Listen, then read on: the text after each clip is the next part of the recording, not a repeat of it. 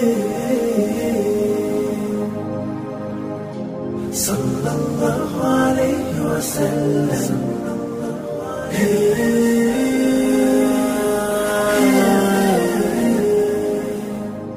le pèlerinage, nous prions Allah subhanahu wa ta'ala qu'il facilite ce pilier pour tous les croyants, parce que si vous êtes croyant, alors ça vous plairait d'aller accomplir le pèlerinage. Alors on va dire, qu'est-ce le pèlerinage à la Mecque? Le pèlerinage, il a été prescrit par Dieu lui-même en ces termes: وَلِلَّهِ عَلَى النَّاسِ حِجُّ الْبَيْتِ مَنِ اسْتَطَاعَ إِلَيْهِ سَبِيلًا وَمَنْ كَفَرَ فَإِنَّ اللَّهَ غَنِيٌّ عَنِ الْعَالَمِينَ. Dieu dit, c'est un devoir envers Allah pour les hommes d'aller s'acquitter du pèlerinage. Subhanallah. Mais il est tellement miséricordieux, après qu'il ait fini de nous dire que c'est un devoir pour les hommes d'aller s'acquitter du pèlerinage à cette maison, il va venir rendre la chose facile en disant: pour celui à qui j'ai donné les moyens de le faire. Parce que s'il ne l'avait pas dit, c'est-à-dire que tu ne devais pas mourir en tant que croyant, il faut que tu ailles. Subhanallah.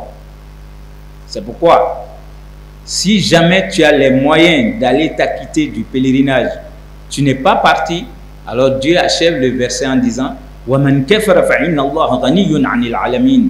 Celui qui aura maintenant les moyens d'aller s'en acquitter et qui va refuser par avarice, par caprice, voilà, qui va refuser d'aller s'acquitter du pèlerinage, Dieu fait appeler la personne mécréant.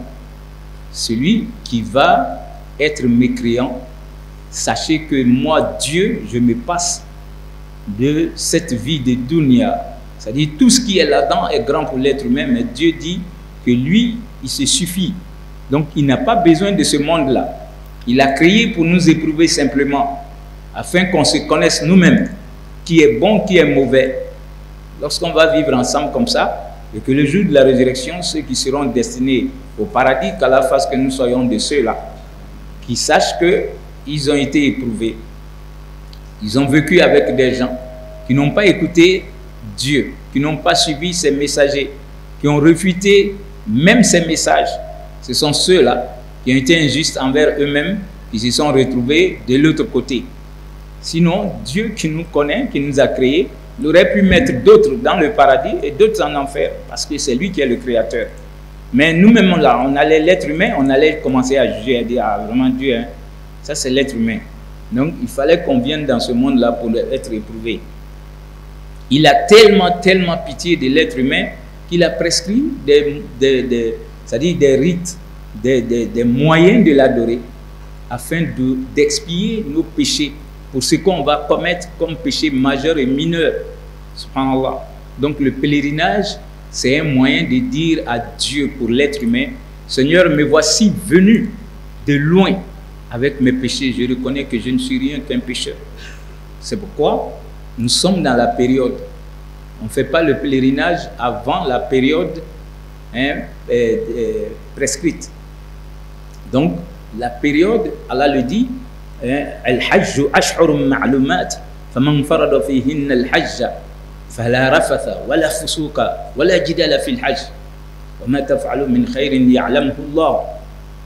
Donc il dit, le pèlerinage, il est prescrit pour 2 mois, c'est-à-dire pour des mois bien précis. Alors Dieu dit, lorsque vous êtes prêts pour aller faire ce pèlerinage-là, alors qu'il n'y ait pas de...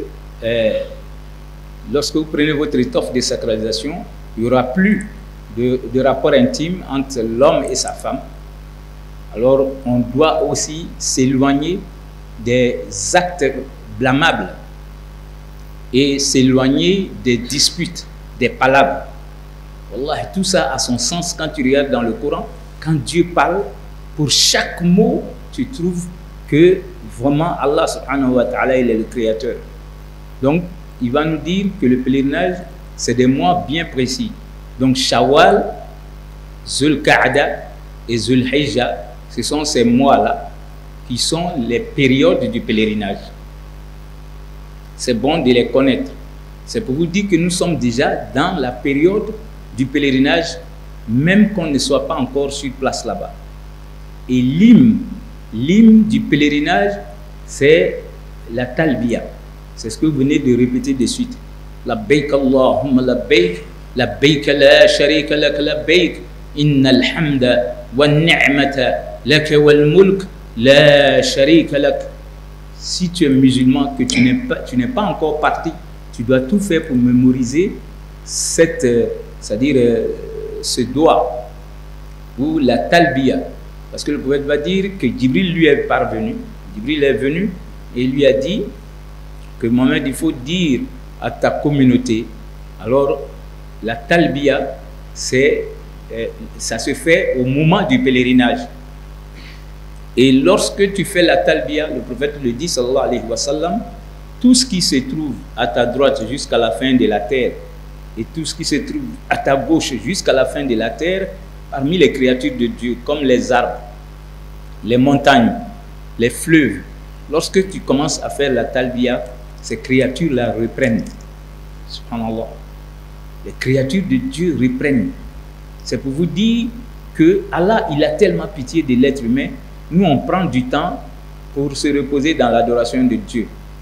Mais les autres créatures de Dieu ne font que l'adorer. Subhanallah. Donc, quand on arrive aux périodes bien indiquées, pour vous dire, lorsqu'on fait la talbiya de suite, alors les autres créatures font constamment pour continuer jusqu'à la fin de la terre.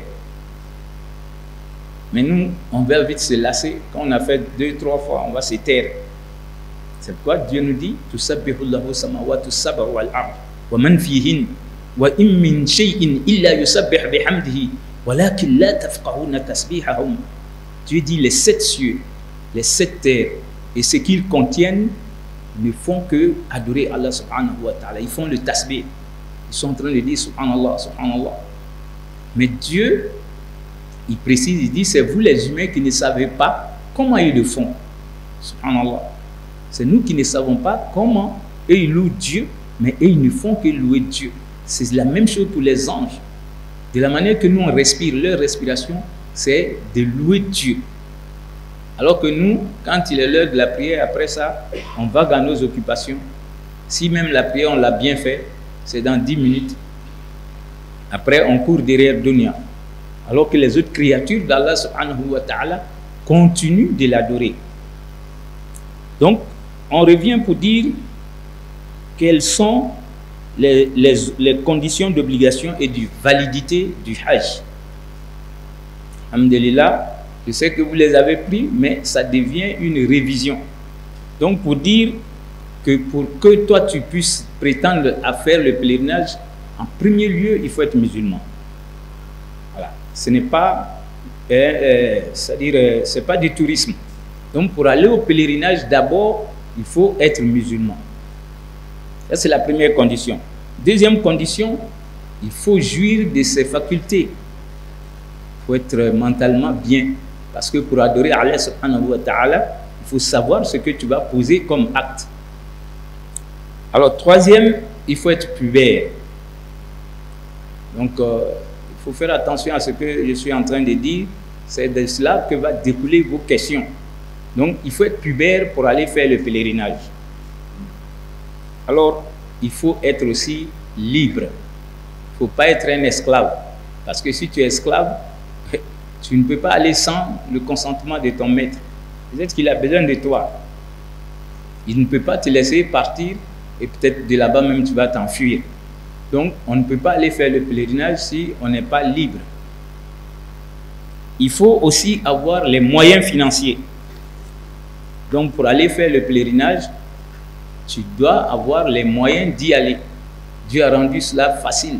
Si toi, tu n'as pas les moyens, bon, ce n'est pas obligatoire pour toi. Subhanallah. Alors, le pèlerinage, ça se prépare sur plusieurs plans. Parmi ces plans, il y a le plan de la santé d'abord.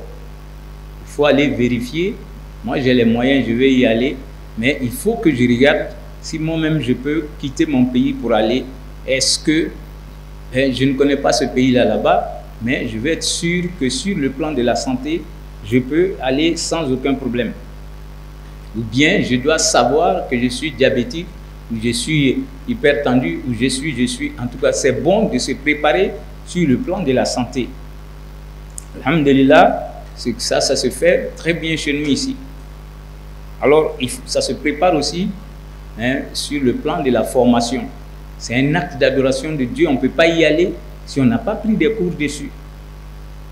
Et c'est ce qui vous amène aujourd'hui à participer à ce tafsir pour toujours apprendre, pour qu'une fois sur le terrain là-bas, que tu te dises, ah, j'avais écouté ça, ou bien j'avais même pris note, voilà, aujourd'hui je suis témoin oculaire de ce que j'avais pris comme note dans mon cahier. Alors, il faut aussi préparer cela financièrement. C'est pour dire que l'argent que tu vas prendre pour aller t'acquitter du pèlerinage doit être de l'argent licite, de l'argent qui est propre. Parce que quand tu vas arriver là-bas, tu vas dire labbaik Allahumma labbaik, Seigneur, me voici venu répondre à ton appel. Alors si l'argent est licite, Dieu accepte que tu sois venu répondre à son appel. Mais si l'argent est illicite, ça a été acquis d'une manière qui ne plaît pas à Dieu, alors les anges diront, tu n'as pas à venir ici. Donc il y a d'autres qui sont repoussés à chaque talbiya, il y a des anges qui sont en train de les maudire. C'est pourquoi avant d'y aller, il faut tout faire pour être sûr que l'argent que tu vas prendre pour aller au pèlerinage a été acquis d'une manière licite. Alors, ça se prépare aussi sur le plan psychologique. Ça veut dire quoi? Il faut d'abord purifier son intention. Je m'en vais au pèlerinage, ce n'est pas pour plaire à qui que ce soit. Ce n'est pas pour qu'on dise que je suis aussi Hadja ou Hajj. Non, je m'en vais parce que je me reconnais pécheur. Je sais que moi, j'ai eu à commettre combien de péchés dans ma jeunesse. D'autres, je les ai faits sciemment. Il y a d'autres que j'ai fait par inadvertance. C'est tellement nombreux que j'ai oublié même. Subhanallah. Donc, Seigneur, moi je m'en vais pour que tu me pardonnes parce que je sais que je ne suis pas parfait. C'est ça le pèlerinage. Ton intention doit être, je m'en vais pour plaire à mon Seigneur, pour qu'il expie tous mes péchés précédents. Le prophète l'a dit, El-Hajj al-Mabrour, laysa lahu jaza illa al-Jannah. Le pèlerinage très bien accompli n'a de récompense que le paradis. Subhanallah. Allah fasse que notre pèlerinage nous apporte le paradis sans nous demander compte. Alors pour le réussir là-bas aussi, psychologiquement, il faut partir humble. Pour réussir son pèlerinage, il faut partir avec beaucoup d'humilité. Si tu sais être humble, wallahi, tu vas demander aux gens, mais on a dit que c'est difficile, moi j'ai rien vu. Voilà, ça c'est pour ceux qui sont humbles. Tu laisses ton titre derrière toi ici, tu vas laisser ton lit, ta maison, ton château, tout ça. Tu laisseras tout derrière toi ici. Ton titre, tu es ceci, non. Tu ne veux même pas qu'on sache que tu es directeur. Je suis venu devant Dieu, je suis humble, je suis avec des gens que je ne connais pas. C'est Dieu qui a voulu que cette vie-là soit de cette manière. Socialement, je suis plus grand que d'autres, mais il y a d'autres qui seront plus grands que moi ici. C'est au pèlerinage qu'on voit ça. Quand tu sais être humble, tu apprends au pèlerinage. Donc c'est une école. Voyez-vous, il faut aller humble pour le réussir. Alors il faut être aussi résilient, patient. Si tu sais être patient, tu vas réussir ton pèlerinage. Allah, tu t'en vas avec des milliers de personnes. Alors il y a d'autres qui vont marcher souvent sur ton pied. Tu seras dans la chambre avec d'autres. Peut-être qu'en dormant, ils vont ronfler. Donc, toi, tu étais dans ton palais ici, avec tes gardiens et tout ça. On va crier sur toi souvent même. On ferme la porte, ou bien éteins la lumière. Donc, il faut être patient pour réussir son pèlerinage.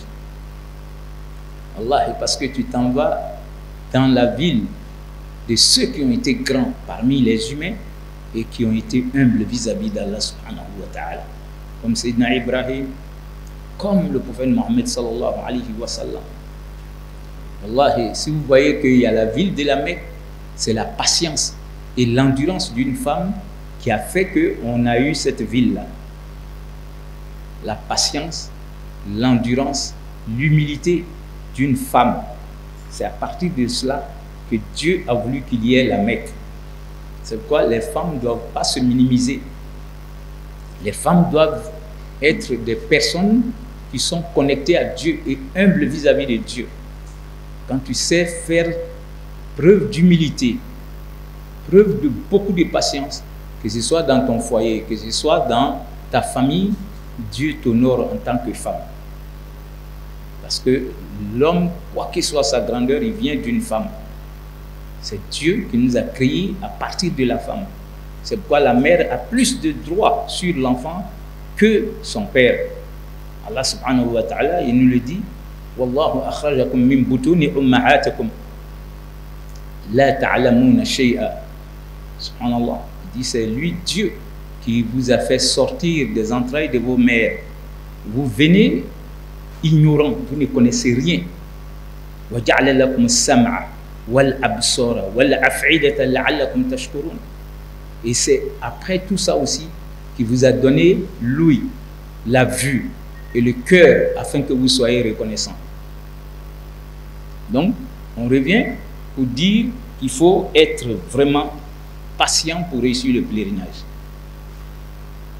Et il faut psychologiquement s'apprêter pour s'habiller décemment parce que tu t'en vas rencontrer beaucoup de gens, surtout les mamans, les femmes. Wallah, tu t'en vas dans la plus grande ville de Dieu et tu vas rencontrer des millions de musulmans. Ton accoutrement doit être décent. Il ne faut pas prendre des habits transparents, des habits collés sur toi pour aller montrer que tu es la plus belle. Tu es la plus belle à Abidjan ici, mais quand tu arrives dans la ville de Dieu, qui est la Mecque, ou bien la ville du prophète, il faut avoir honte que toi, ta démarche ou ton accoutrement aille, c'est-à-dire envenimer ceux qui sont malades parmi les hommes. Et ça, c'est des choses qu'il faut apprendre avant de partir. Ce que tu vas porter pour ton pèlerinage doit être quelque chose de décent. Ça ne doit pas être transparent, ça ne doit pas être moulant. Et ta démarche, tu es allé pour plaire à Dieu, tu n'es pas allé pour récolter des péchés. Wallah, c'est la ville où, quand tu auras des récompenses divines, c'est des milliers et des milliers. Mais si tu vas faire des péchés là-bas, on va là-bas pour se faire pardonner. Toi, tu vas provoquer Dieu là-bas. Ben là, même l'enfer va dire Dieu, il faut chercher un autre coin pour celle-là, je ne veux pas. Ah oui. Donc pour aller au pèlerinage, il faut faire bien ta valise. Ah ouais, c'est des choses qu'il faut répéter et répéter à nos sœurs qui vont souvent, qui ne savent pas pourquoi elles sont allées là-bas. Voilà. Pour aller prier dans la mosquée, la femme doit s'habiller décemment. Quand tu rentres dans une mosquée, dis-toi qu'on ne doit voir que ton visage, tes deux mains. Tu dois t'habiller décemment. Il ne faut pas t'habiller d'une manière où vraiment on va dire, mais est-ce que celle-là sait pourquoi elle est venue ici? Voilà. Ou bien avoir les écharpes qui ne couvrent pas ton cou, qui ne couvrent rien.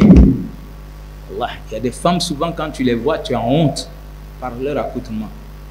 C'est parce qu'elles n'ont pas pris de cours sur le pèlerinage avant d'y aller.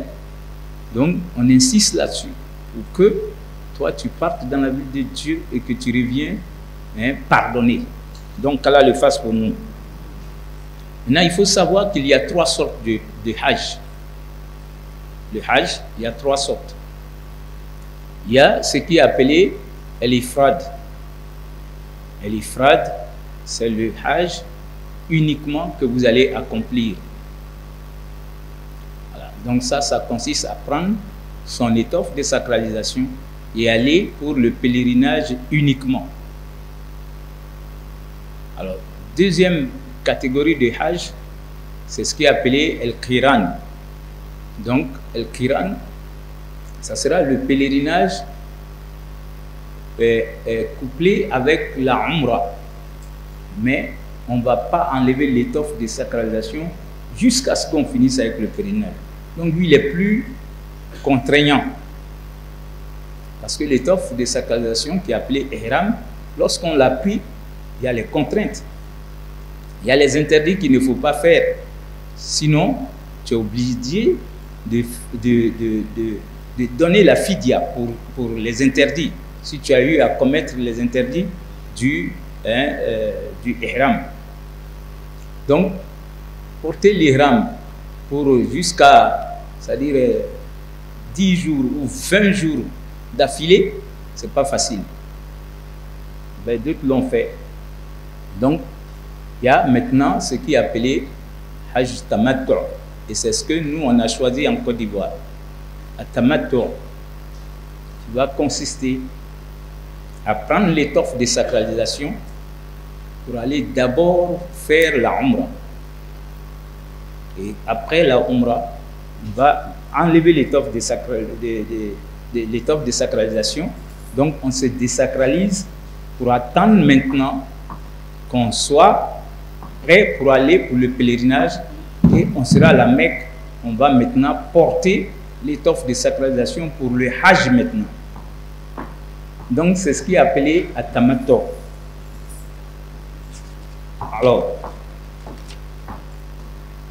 c'est bon aussi qu'on parle des piliers du Hajj. C'est des choses qu'il faut noter et il faut connaître la différence. Il y a 3 types de Hajj. On les a cités. Hajj qui est appelé El-Ifrad, Hajj qui est appelé Qiran et Hajj qui est appelé At-Tamattu. Et c'est le Tamattu que nous, on a choisi. Au cours d'un seul voyage, on va faire la Umrah et ensuite on va se désacraliser. Et on a le temps d'attendre maintenant, ça peut être 2 jours, ça peut être 1 semaine. On attend qu'il soit le 8e jour du mois qui est appelé Zul Hijja, qui est le dernier mois de notre calendrier, pour reprendre encore l'étoffe de sacralisation en ce moment pour aller sur Mina. Donc, on va arriver à cela parce qu'il faut que le Hajj lui-même soit expliqué. Voilà. Donc, je reviens pour dire que le Hajj, qu'il soit Ifrad, qu'il soit Qiran, qu'il soit Tamattu, il a 4 piliers. Le pèlerinage a 4 piliers. Alors, le premier, c'est l'ihram, qui est l'étoffe, le fait de prendre l'étoffe de sacralisation. Tu ne peux pas faire de pèlerinage si tu n'es pas en ihram. Donc, les piliers, si tu omets un, ton pèlerinage, rien ne peut l'arranger encore, il faut aller le refaire. C'est pourquoi ces piliers-là, il faut les connaître et il ne faut pas manquer de les faire, surtout sciemment. Sinon, il n'y a plus de pèlerinage. Donc, le premier pilier, c'est l'ihram.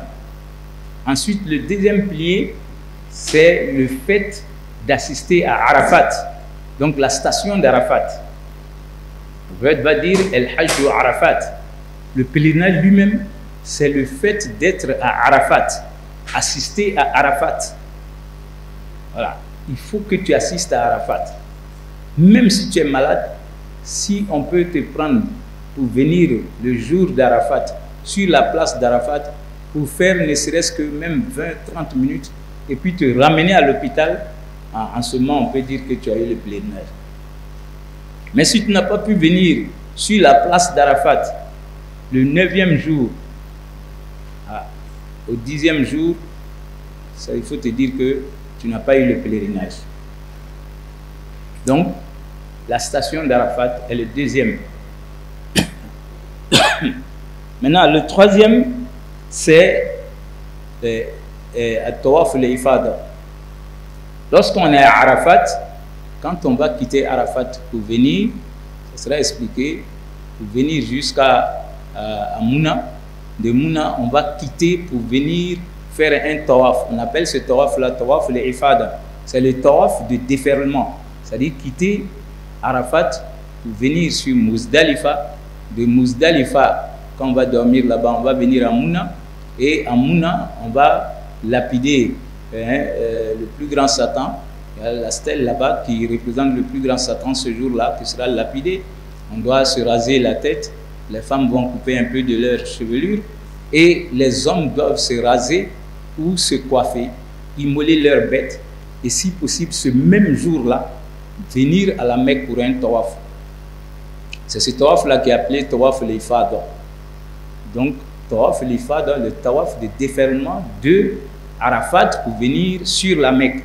Ce tawaf-là, rien au monde, tu dois dire que bon, je ne vais pas le faire. Voilà.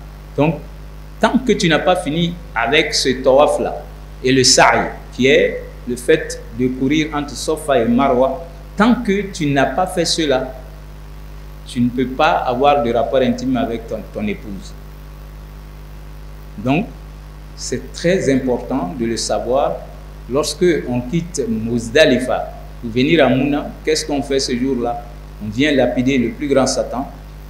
Ensuite, on va se raser la tête pour les hommes. Et ensuite, on doit immoler sa bête. Alors, quand on a fini avec cela, on appelle ça At-Tahallul al-Asghar, c'est-à-dire tout est permis maintenant, sauf avoir les rapports avec sa femme. Sinon, tu enlèves l'étoffe de sacralisation, tu peux tout faire, tout ce qui était interdit quand on est en étoffe de sacralisation. Alors quand on vient faire ces trois choses-là à Mouna, le 10e jour, qui est le jour de la fête de Tabaskila, donc tu as lapidé Satan, tu as immolé ta bête, tu t'es rasé la tête, tout est permis, tu peux te laver, te parfumer, faire tout, sauf avoir les rapports. Maintenant, il faut forcément aller faire ce tawaf-là qui reste. C'est pourquoi le même jour, d'autres continuent pour aller le faire en même temps pour être libre. Parce que tant que lui, tu ne l'as pas fait, tu ne peux pas avoir de rapport avec ta femme. Donc, tu dois aller faire ce tawaf et faire le sa'i pour revenir, forcément rester à Mina. Tu ne restes pas à la Mecque, hein, parce que revenir à Mina est parmi les obligations. Alors que si tu manques à une obligation, tu vas encore payer, tu vas faire la fidya. C'est des termes, il faut que ce soit bien expliqué pour que les gens se retrouvent. Voilà. Donc, je reviens sur ce jour qui est le pèlerinage, qui est le jour d'Arafat. Quand on quitte Arafat, on vient à Muzdalifa. Et dans cette nuit-là, le prophète sallallahu alayhi wa sallam, il a permis que les femmes, les vieillards, les malades, qui ne peuvent pas rester parce que c'est contraignant. On va venir à Muzdalifa, il n'y a pas de tente, comme à Mouna. C'est-à-dire c'est en plein air. Vous allez passer la nuit en plein air. Si tu as une natte, il y a d'autres qui n'en ont même pas ce jour-là. Donc tu trouves un carton, tu déposes et tu te couches pour montrer que des millions d'hommes et de femmes couchées comme ça, montrer à Allah subhanahu wa ta'ala que nous ne sommes rien, que tes créatures, nous voici venus de Arafat. Et quand on a pu avoir Arafat, c'est comme on est délivré. Donc on est en train de revenir à la maison doucement, doucement. On vient dormir à Muzdalifa, c'est ce que le prophète nous a montré. Montrer que je ne suis rien, malgré mon titre et tout. Voilà, je vais passer la nuit ici, dehors. Subhanallah. Tu ne connais même pas qui est président, qui est ministre. Tout le monde est couché. À une certaine heure, quand tu te lèves, tu vois que tout est blanc. Donc, c'est les gens couchés avec leur linceul. Ça t'amène à l'humilité, à comprendre que, voilà, moi, chez moi là-bas, j'ai mon palais, j'en ai même jusqu'à 2, alors que ici aujourd'hui, me voici couché. Si ce n'est pas par la grâce d'Allah subhanahu wa ta'ala, ben, peut-être des fous pourraient venir nous prendre dans la nuit. Subhanallah. Donc Allah subhanahu wa ta'ala, il est tellement généreux. Alors je m'en vais maintenant dire que pourquoi nous allons à Médine, alors que Médine ne fait pas part des rites du pèlerinage. Ça, c'est la question que les gens se posent souvent. Pourquoi aller à Médine? On va à Médine pour 2 raisons. En tant que pèlerin, il faut que toi, tu puisses expliquer les deux raisons. Il ne faut pas aller faire ton pèlerinage et puis dire que, bon, en tout cas, ils ont dit on va à Médine. Non, il faut que tu sois capable d'expliquer. On va à Médine pour deux raisons. La première, pour l'importance de cette ville-là dans notre religion. Parce que lorsque on a voulu attenter à la vie du prophète, Dieu lui a permis d'aller trouver asile à Médine. Donc les Médinois ont été ceux qui ont accepté la religion. Ils ont prêté serment au prophète. Ils lui ont dit, si tes gens ne veulent pas de toi ici, tu peux venir à tout moment chez nous et les portes te sont ouvertes. Effectivement, on a commencé à persécuter ses disciples. Ils ne savaient plus où mettre la tête. Ils ont même essayé d'aller chercher l'asile jusqu'en Éthiopie actuelle que vous voyez. 2 fois, les disciples du prophète sont partis là-bas. Alors, comme là, c'est très loin, il faut traverser la mer et tout ça. Le prophète leur a dit, les Médinois, on a traité, ils sont d'accord qu'ils peuvent nous donner la place pour notre religion. Alors, cette ville-là est la ville qui a accueilli notre prophète sallallahu alayhi wa sallam. Et Dieu ne l'a pas fait vainement. Alors, la ville de Médine, Allah a fait que le prophète sallallahu alayhi wa sallam, il va prier pour cette ville-là. Il va dire, Allah, de la manière que Ibrahim t'a demandé de sanctifier la Mecque, je te demande de sanctifier Médine, de faire de Médine un haram, un lieu saint. Et Dieu a accepté cette doigt pour le prophète sallallahu alayhi wa sallam. C'est la ville où le prophète est resté 10 ans.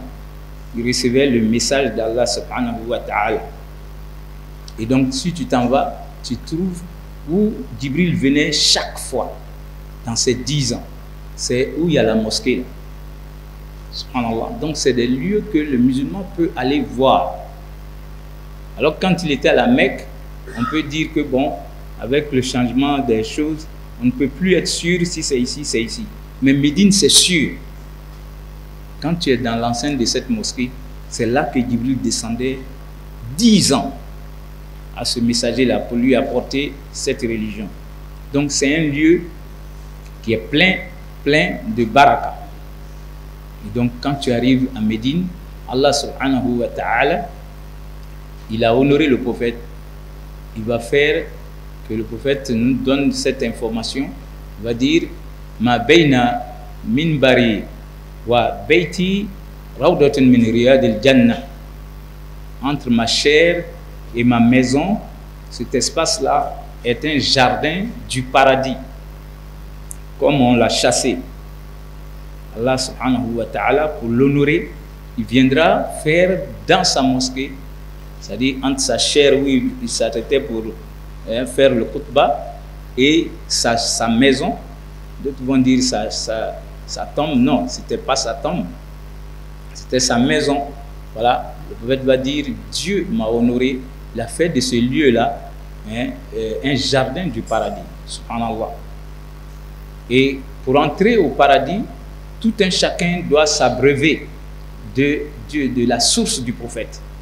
Il faut que tu boives de cette source-là. C'est un signe pour dire que tu peux avoir le paradis. Donc Allah nous abreuve de cette source. On doit mettre ça dans sa doigt. Seigneur, fasse que je puisse avoir de l'eau du prophète avant l'entrée au paradis. Parce qu'il y a des gens qui vont se présenter à cette source-là et les anges vont les chasser. Le prophète va dire, ah, mais c'est des gens de ma communauté. Les anges vont lui dire, tu ne sais pas ce que ceux-là ont fait après toi. Celui-là n'est plus de ta communauté. C'est pourquoi il faut faire attention quand tu prétends être de la communauté du prophète sallallahu alayhi wa sallam. Il y a des comportements qu'il ne faut pas t'adonner. Donc il nous dit que la source dont il nous parle, que cette source-là a aussi sa source sous son minbar. Et le minbar du prophète est jusqu'ici dans sa mosquée là-bas. C'est-à-dire que où il s'arrêtait est connu. Subhanallah. Donc c'est des choses qu'on doit aller voir. C'est-à-dire une partie de la terre que Dieu a honorée. Pour dire que c'est un jardin du paradis, ça ne se trouve pas même à la Mecque. Ça ne se trouve nulle part sur la terre, sauf dans cette mosquée de Médine. Pour cette raison, il faut que j'y aille. Et quand je vais aller, il faut que je touche cette partie-là. Demander à Allah subhanahu wa ta'ala qu'il me laisse toucher cette partie du paradis. Et demander à Dieu que Seigneur fasse que je puisse entrer au paradis. Tu as laissé le prophète nous informer. J'ai touché à Raouda ici. Seigneur, donne-moi Raouda réel lorsque on sera devant toi pour le jugement. Donc Allah subhanahu wa ta'ala fait que lorsque tu arrives à Médine, une prière est récompensée par 1000 récompenses divines. Subhanallah. Une seule prière ici, c'est 27 récompenses divines. Mais dans la mosquée du prophète, c'est 1000 récompenses. Et la plus grande mosquée, c'est la mosquée de la Mecque, c'est 100 000 récompenses. Subhanallah. 100 000 récompenses pour une prière. Donc, je viens à Médine aussi parce que à Médine, je vais saluer le prophète. Alors qu'il nous dit, celui qui peut venir me rendre visite, me saluer, alors je vais intercéder pour lui. Mais si moi je m'en vais au pèlerinage là, mon pèlerinage sera exaucé, c'est Dieu qui le sait. Mais le plus grand des créatures de Dieu est couché là-bas. Il a dit, celui qui peut se déplacer pour venir me saluer, je vais intercéder. Wallah, moi je m'en vais le saluer. Ah, je m'en vais. Même s'il fallait marcher à pied pour aller à Médine, moi j'allais partir avant qu'on ne parte à Arafat. Voilà. C'est pour tout ça que je m'en vais à Médine. Wallah. Subhanallah. À Médine, il y a les grands hommes. C'est-à-dire, le prophète, sa tombe est connue avec précision. Les autres prophètes aujourd'hui, qui peut nous dire où se trouve la tombe de l'un des prophètes connus avant lui? Sa tombe est là-bas. Et quand tu te présentes devant cette tombe, tu fais la salat. Le prophète, il te répond. Le prophète dit, chaque fois que vous allez faire la salat pour moi, bien vous présenter, me saluer, Dieu me redonne mon âme pour que je vous réponde. Peut-être nos aïeux avaient foi en cela. Mais moi, j'ai mieux compris ça quand on a vu l'Internet. C'est-à-dire, j'écris un texte, je vais envoyer à tous ceux qui sont dans mes 360 personnes comme contact. Quand je tape et que je veux qu'ils reçoivent, tout le monde reçoit en même temps. Pour leur dire assalamu alaikum. Mais c'est la même chose. Quand nous, on le salue là, si le prophète dit un salam, tous ceux qui sont en train de le saluer devant sa tombe ou quelque part dans le monde, nous tous, on reçoit le salam. Donc, c'est-à-dire qu'il y a des connaissances de nos jours qui doivent réconforter le croyant dans sa foi. Parce que des hadiths pareils, d'autres pourraient dire, ah, mais on est tellement nombreux, comment le prophète peut répondre à tout le monde? Mais toi, tu peux dire salam alaikum vendredi à tous ceux qui sont dans ton téléphone. Mais pourquoi, quand le prophète va parler, si nous les humains, on peut faire ça, Dieu ne peut pas faire plus que ça? Dieu peut faire plus que ça. Donc, tu salues le prophète, tu salues Abu Bakr Siddiq. Voilà un grand homme. Le prophète dit, après lui, la première personne qui va entrer au paradis, ça sera Abu Bakr Siddiq. Et puis, tu vas trouver Omar. Omar est couché aussi à côté de ces deux grands. C'est-à-dire qu'il y a le prophète, il y a Abu Bakr et il y a Omar. Omar dont Satan fuyait. On dit, nous tous, nous avons un Satan qui nous est alloué, qui nous suit. Mais le grand Satan, il dit, Omar, tu es bizarre. C'est le prophète, il faisait sortir les spécificités des uns et des autres. Il dit, Omar, toi, ton affaire est bizarre. Quand Satan te voit venir là, il fuit. Alors qu'Omar ne le voit pas. Donc, malgré ça, il était humble, Omar. Subhanallah. Voilà. Nous, on a Satan avec nous, on est orgueilleux. Je suis ceci, je suis cela. Voilà. Je suis, subhanallah. Wallahi, voilà les grands hommes. Omar, un jour, il a pensé que lui, il est le chef de la communauté du prophète. Effectivement, il était le amir ce jour-là. C'est lui qui avait remplacé Abu Bakr. Il a pensé simplement qu'il est le plus grand de notre communauté. Mais après, il s'est vite ressaisi. Il dit, ah, c'est Satan qui veut mettre l'orgueil dans mon cœur jusqu'à ce niveau. Donc, pour se ressaisir, qu'est-ce qu'il va faire? Il va aller chercher la famille la plus pauvre de Médine. Il va passer la journée en train d'aller puiser de l'eau pour eux.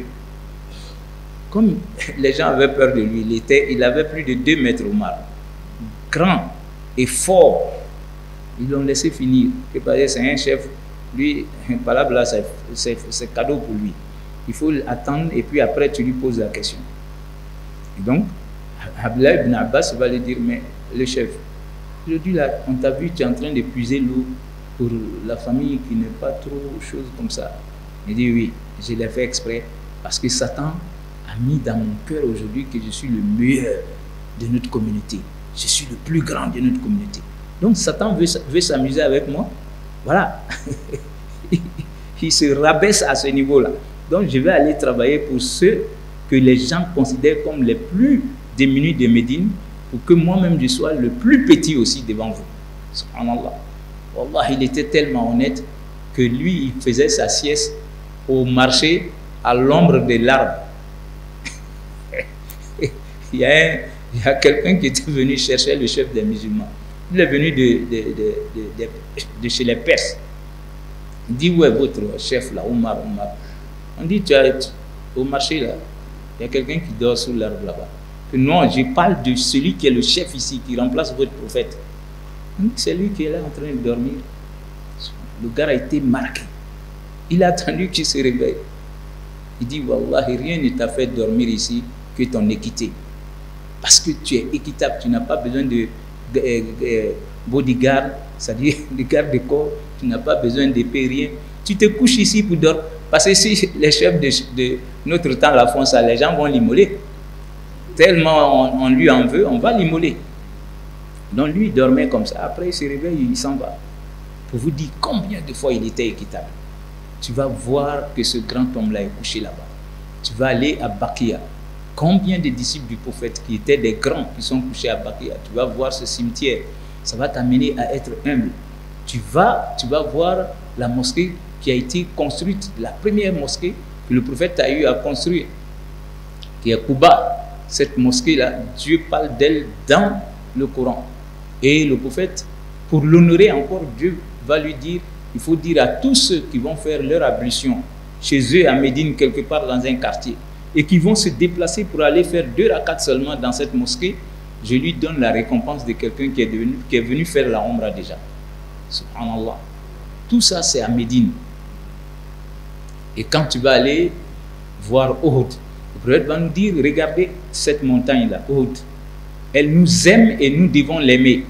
Et si vous voulez regarder quelque chose qui sera dans le paradis, textuellement, regardez cette montagne. Dieu va parer le paradis avec la montagne de Uhud. Donc c'est une montagne à voir. Ça se trouve à Médine. Et à son flanc là-bas, vous allez trouver les disciples du prophète qui ont été martyrisés à cause de l'islam. Donc Dieu veut que toi tu ailles prier pour ceux-là. Que tu pries pour eux, que tu ne pries pas pour eux, et ils sont déjà au paradis. Ça, il faut le savoir. Mais quand tu vas prier pour ton frère musulman, que ce soit ces grands que tu vas aller regarder à Bakia ou à Uhud, Wallah, et si tu pries pour eux, c'est comme tu as prié pour toi-même. Parce que Dieu met des anges pour dire qu'Allah fasse autant pour toi. Et ça, ce n'est pas fermé, la porte n'est pas fermée. Le bon musulman doit penser que pour que moi, mes doigts soient vite exaucés, Seigneur, je connais le problème de ma soeur.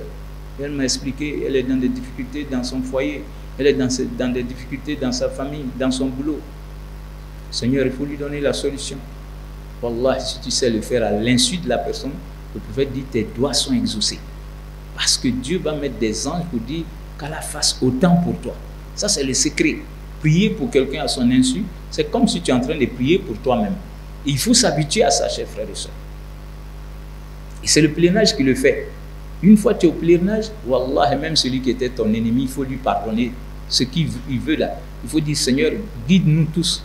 Parce que moi aussi, dans mon cœur là-bas, souvent je disais, Dieu, il faut casser sa tête. Mais comme moi je suis arrivé ici, Dieu, il faut nous guider tous.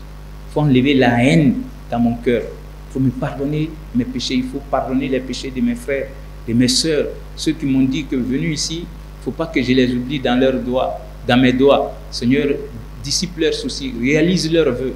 Wallah, si tu sais le faire, tout ce que toi tu allais chercher là, tu vas avoir. Il ne faut pas dire que là, tu n'as rien compris du pèlerinage. Voilà, donc qu'Allah ait pitié de nous. Bon, maintenant, quels sont les actes qui annulent le pèlerinage? Ça, il faut l'écrire. Je sais que les professeurs vous les ont déjà dit, mais c'est bon qu'en tant que pèlerin, on sache qu'est-ce qui peut annuler le pèlerinage. Parmi ces actes-là, il y a le fait de ne pas accomplir l'un des 4 piliers. On vous a dit que le pèlerinage a 4 piliers. Donc, si tu n'as pas accompli un, le pèlerinage est nul. Alors, deuxième acte qui annule le pèlerinage, c'est avoir des rapports intimes avec son mari ou sa femme.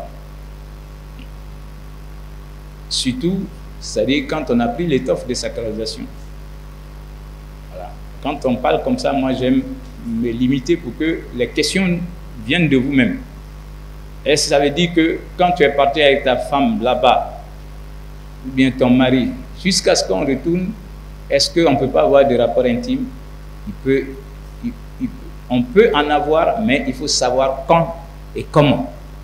Voilà. Donc, quand on a eu les rapports, au moment où on est en étoffe de sacralisation, on ne sait pas désacraliser, c'est que ce pèlerinage-là, pour que Dieu vous pardonne même, il faut immoler un chameau et continuer le pèlerinage, surtout s'il est obligatoire, revenir pour ce pèlerinage, sinon il n'est pas exaucé.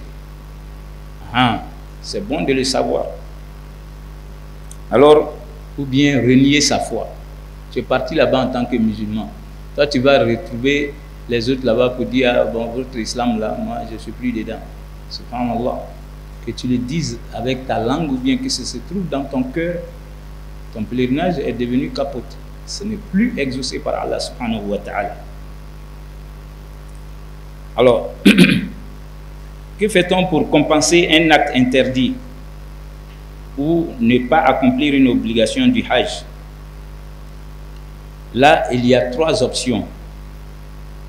Quand on a fait un acte qui est interdit, ou bien ce qui est obligatoire en pèlerinage, tu ne l'as pas fait. Alors, il y a 3 options. Parce que là, tu dois faire la fidya. C'est-à-dire, c'est un acte d'immolation qui sera appelé fidya. Parce que tu n'as pas fait une obligation ou bien tu as fait un interdit de fidya. La première, c'est immoler une bête pour Dieu. Et la meilleure des bêtes, dans ce cas-là, sera soit le chameau, ou bien le bœuf, ou bien le mouton, ou la chèvre. Alors, dans ta fidya, il peut arriver que toi, tu n'as pas les moyens de payer une bête. Alors, tu vas jeûner 3 jours. Tu seras au pèlerinage là-bas. Comme tu as fait un interdit, ou bien tu n'as pas fait une obligation, tu n'as pas les moyens d'immoler une bête, tu vas jeûner 3 jours. Ou bien, alors, tu vas nourrir 6 pauvres. Nourrir 6 pauvres. Donc voilà, ce sont ces options-là que tu as. Soit tu immoles une bête, ou tu vas jeûner 3 jours, ou même, alors, tu vas nourrir 6 pauvres de la Mecque.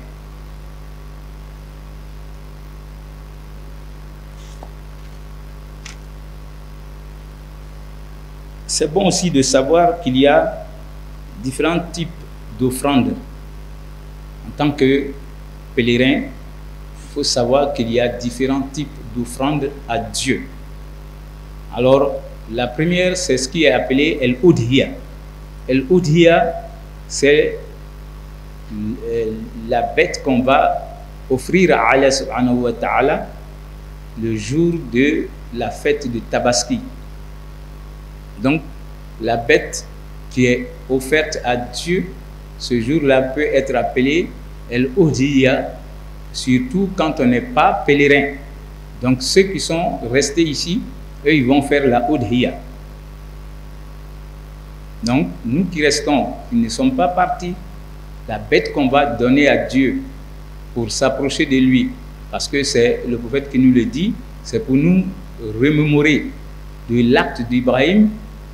Et Allah subhanahu wa ta'ala va faire rendu chaque fois qu'on a immolé la udhiya, c'est-à-dire tous les cheveux ou tous les crins qui vont se trouver sur le corps de la bête, Dieu en fait une récompense pour toi.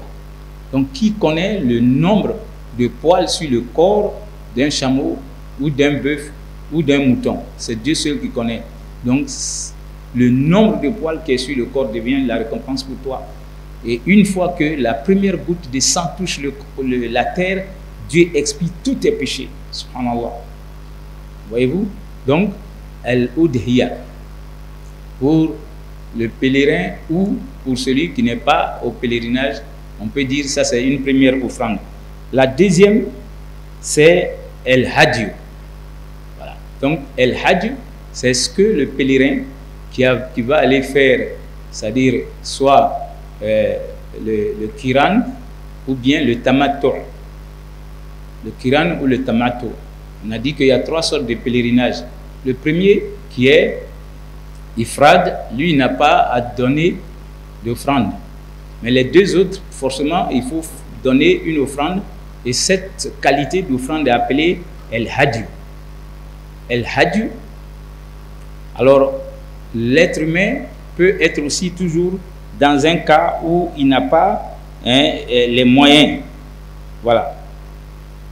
Donc, soit tu vas payer, c'est-à-dire tu payes une bête que tu vas immoler pour Dieu, ou bien tu seras obligé de jeûner 3 jours là-bas, à la Mecque, et puis une fois rentré chez toi, comme tu n'as pas eu de mouton, une fois rentré chez toi, tu as jeûné 3 jours là-bas, quand tu reviens au pays, tu jeûnes 7 jours. Là, ça devient 10 jours pour ton hadyu que tu n'as pas pu donner à Dieu. Voilà. Donc, il y a ce qui est appelé aussi el-fidya. Cette offrande-là, ça c'est lorsque tu as fait quelque chose qui a été interdit pendant le pèlerinage, ou bien quelque chose qui est obligatoire. Toi, tu ne l'as pas fait pour que Dieu puisse compenser. Donc, tu dois forcément payer la fidya.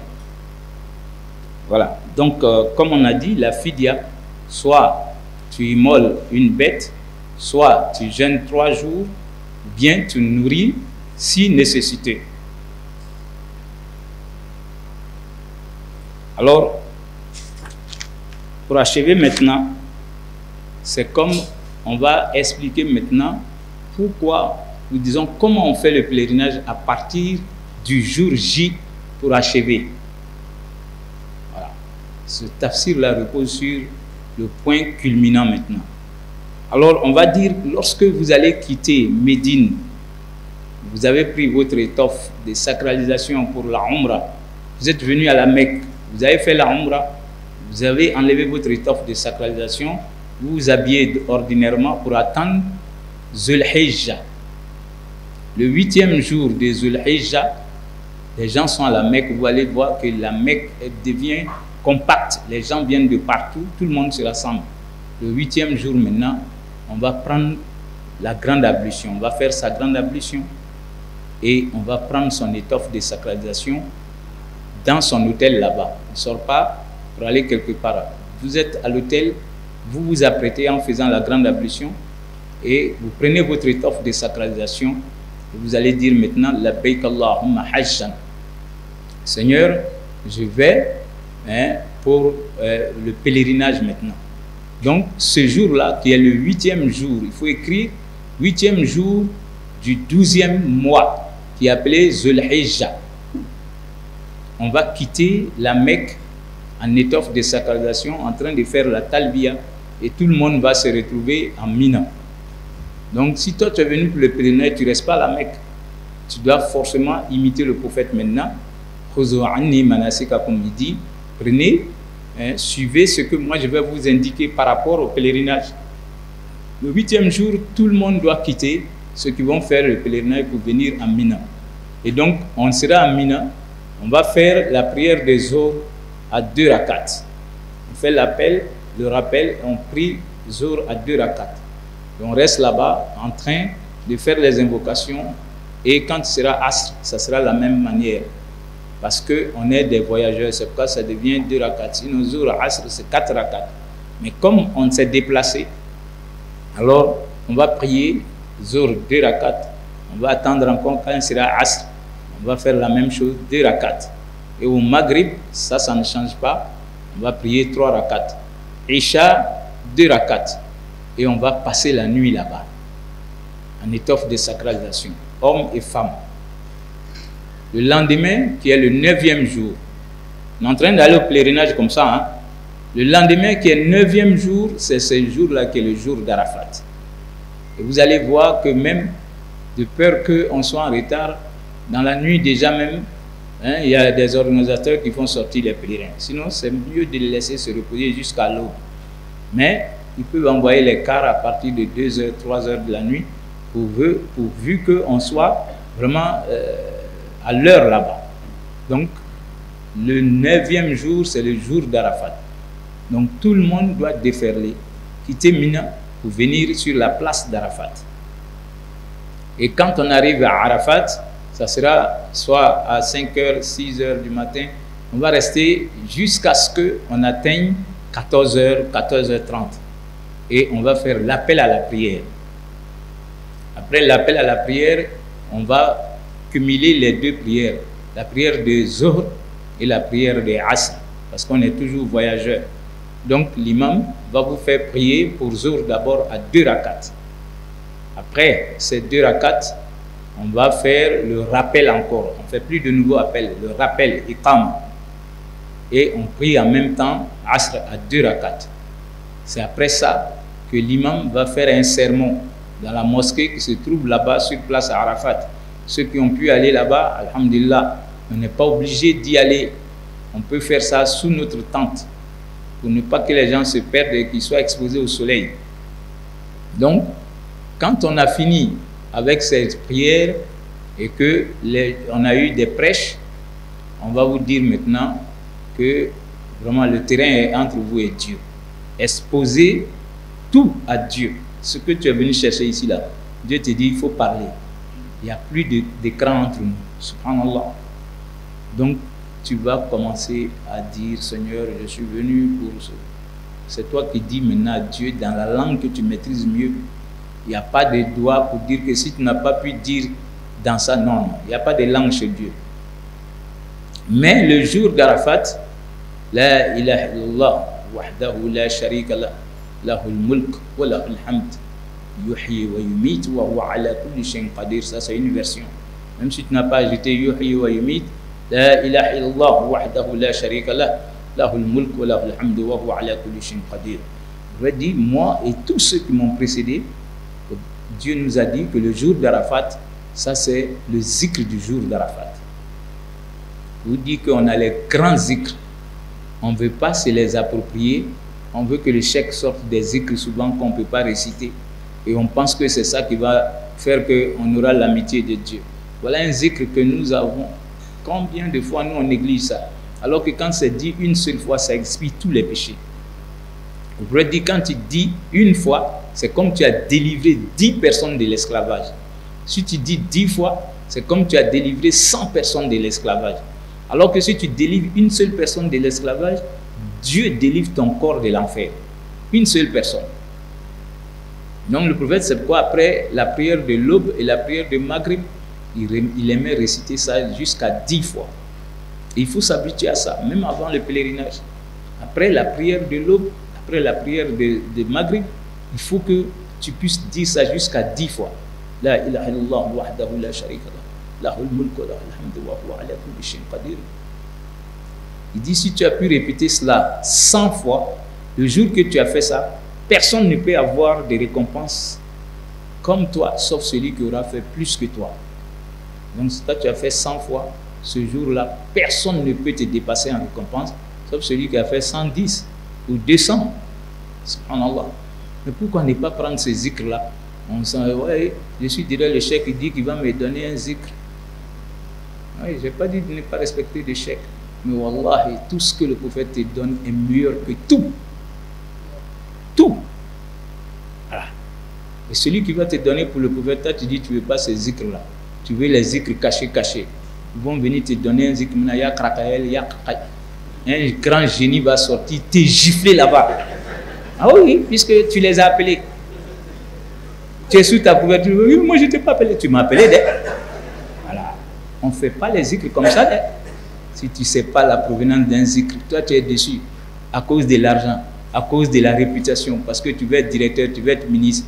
Ils vont te gifler. Et le cheikh là, Si toi aussi tu l'as eu, tu ne vas pas le gifler, tu vas le manger même. Parce que tu vas dire qu'il n'a pas été honnête. Voilà. Donc, qu'Allah ait pitié de nous, qui nous pardonne nos péchés. On était au quatrième jour, le jour d'Arafat. Tu dis tout à Dieu jusqu'au coucher du soleil.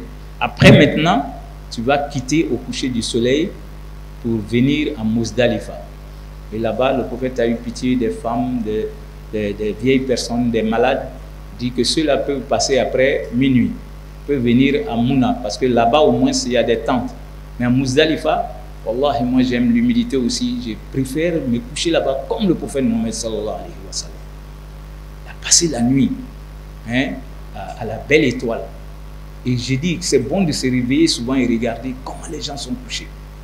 Ça, il y a des ministres dedans, il y a des directeurs, il y a des présidents de république. Tout le monde est par terre. Subhanallah. Donc un jour, c'est comme ça, les gens vont aller me jeter dans la poussière et puis m'oublier même. Ils ne vont même pas passer au cimetière pour me saluer. La ilaha illallah. Wallahi, c'est-à-dire l'ihram amène l'être humain à l'humilité. Donc, à Muzdalifa, alors, c'est le matin maintenant, le prophète sallallahu alayhi wa sallam, après la prière de Fajr, il va quitter, après avoir fini de ramasser 7 graviers. Il ramasse là-bas seulement 7 graviers pour venir sur Mina. Et à Mina maintenant, il va venir lapider la plus grande stèle qui représente Satan. Il y a 3 stèles. Il y a la plus grande, la moyenne et la petite. Mais ce jour-là, on vient lapider seulement la plus grande. Après, alors on va se raser la tête pour les hommes. Il faut se raser, c'est ce qui est mieux. C'est ce que le prophète a fait. Sinon, on peut se coiffer. Et les femmes, elles rassemblent tout et puis elles coupent quelques mèches seulement. Alors, après, on doit immoler sa bête. Nous, on a vu ça quand on était étudiants. Les gens allaient eux-mêmes chercher leur mouton pour venir l'immoler. Mais maintenant, là, tu payes à l'avance. Voilà. On te donne un ticket pour dire que ça a été immolé parce que cette chair-là, ça peut être distribué après que toi, tu sois parti dans ton pays. Donc, voilà les choses qu'on fait ce jour-là. On vient, on va lapider Satan, on va se raser la tête et puis on immole sa bête. Et j'ai dit, si c'est possible, maintenant, les gens le font parce qu'il y a tellement de monde, puisque ce jour-là est stressant. On doit continuer à la Mecque. Qu'est-ce que les organisateurs font maintenant?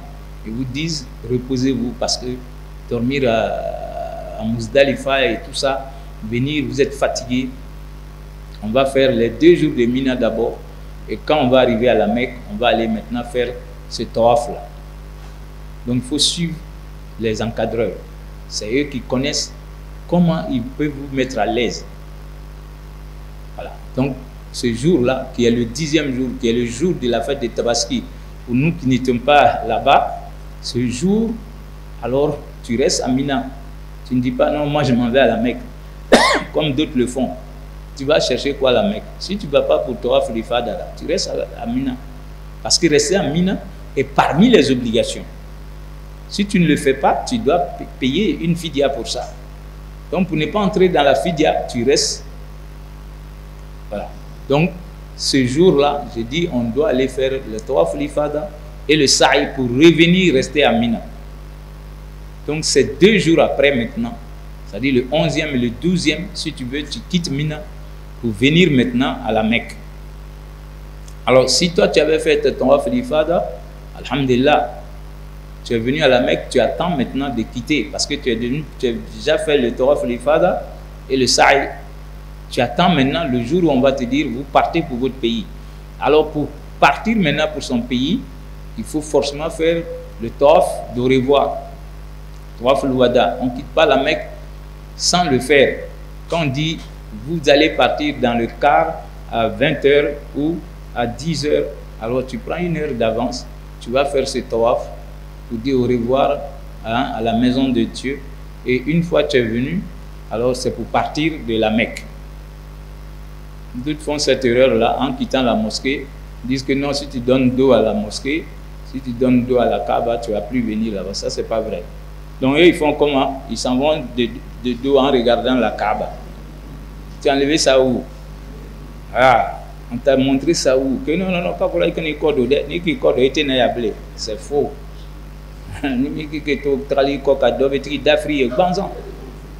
Donc, il faut sortir comme tu dois sortir de la mosquée. Voilà, qu'Allah ait pitié de nous, que nous pardonne nos péchés. Voilà, donc on peut maintenant vous donner la latitude de poser des questions sur tout ce que vous avez entendu, si toutefois, vraiment, ça n'a pas été bien expliqué.